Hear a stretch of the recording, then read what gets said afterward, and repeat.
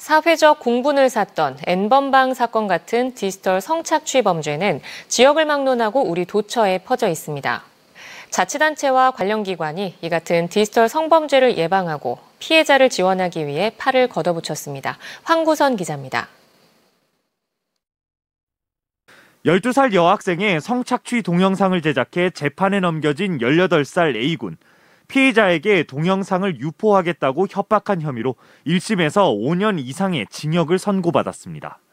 23살 B씨는 10대 여성에게 외부의 사진을 공개하겠다고 협박한 혐의로 징역 3년을 구형받았지만 재판에 번번이 출석하지 않고 있습니다. 인터넷에 공유된 성착취물을 수백 개씩 다운받았던 20대 2명도 형사처벌됐습니다.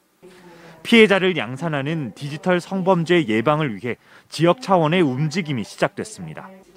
원주시는 디지털 성범죄 방지 및 피해 지원 조례를 만들었고 여성 민우회는 원주 지역 고교생을 상대로 유해 매체물 이용 실태를 조사했습니다. 조사 결과 원주 지역 고교생의 39%는 성인 인증이 필요한 음란물을 시청했습니다. 전국 평균 19%의 2배 수준입니다. 조사 시점이 1년 가까이 차이가 나고 그 와중에 코로나19로 학교에 가지 않는 날이 많아지면서 매체 접근이 수월해졌을 가능성이 있습니다. 전문가들은 상대적으로 높은 음란물 시청 비율이 범죄율 상승으로 이어지지 않을까 우려하고 있습니다. 저는 연관이 있다고 생각을 합니다. 매체를 보다 보니 저절로 보게 됐어.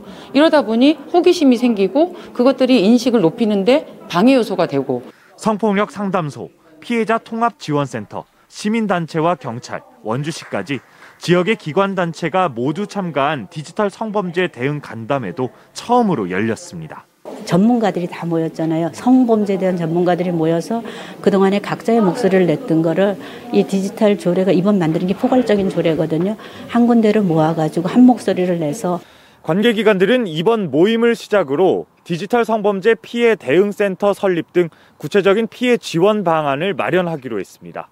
가칭 디지털 성범죄 대응 협의회는 가해자와 피해자 나이가 점점 어려지고 있다는 점에 주목하고 내년에는 실태 조사 대상에 중학생과 초등학생도 포함시키기로 했습니다. MBC 뉴스 황구선입니다.